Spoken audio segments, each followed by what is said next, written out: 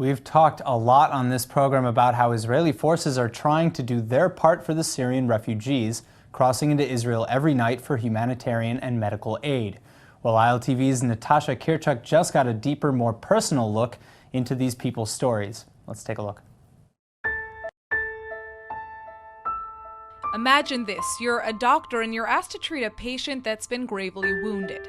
The only issue is that you know that very patient has been taught to hate you, hate your family, hate your country, and may even want you dead.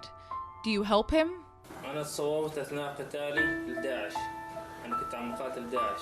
This is Yassin. He's only 24 years old, but he spent the last couple of months fighting for his life.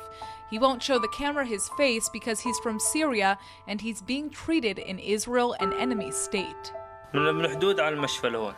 The Israeli army bring me from the border to immediately straight to the Israeli hospital. Sometimes people ask me, who are these people?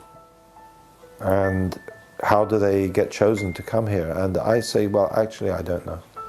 I'm a physician. I treat the patients that come to me. And it's not my job to know, and it probably would harm my job if I knew. This is Sfat, Israel. Not a bad view, right? But travel 19 miles in that direction and you'll find yourself in Syria, where the Syrian civil war has bbeen raging for the last 6 years. Now, a couple of steps in this direction, and welcome to Ziv Hospital, where the Israeli army has been bringing wounded Syrian refugees almost every day. I see a human being who needs my help, and that's what I do. Over 5,000 Syrians have received medical treatment in Israel, and over 800 of them have been treated in this very hospital.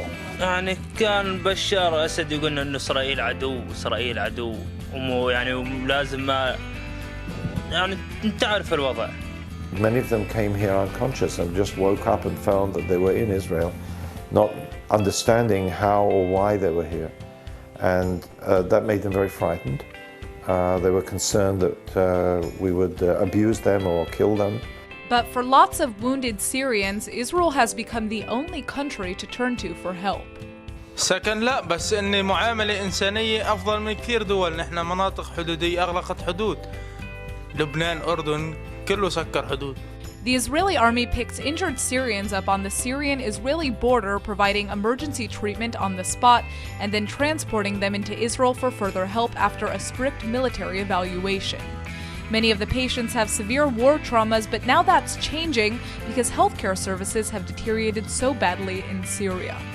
Now we're getting entire busloads of civilians coming here with medical, you could say even routine medical issues. We've also had ladies who've had babies here. We've had up to 16 babies have been born here. The costs are having a major impact on the healthcare being provided for Israeli citizens. Ziv Hospital is in a big deficit because there isn't much financial compensation or support to pay for services being offered to Syrians at a free cost.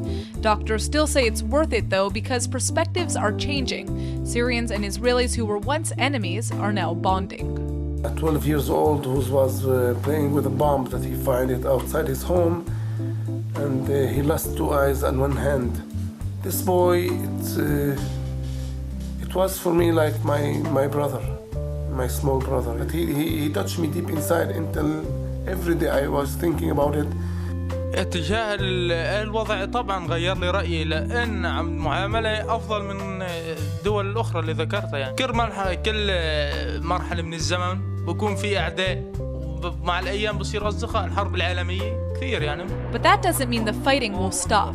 Once wounded Syrians are treated in Israel, they're sent home, and many are like 24-year-old Yassin, who says his injuries won't stop him from fighting to free Syria when he goes back. You're not scared? مش خايف? No. What does your wife say and your children say about you going back to fight? It's better that I will die for my freedom.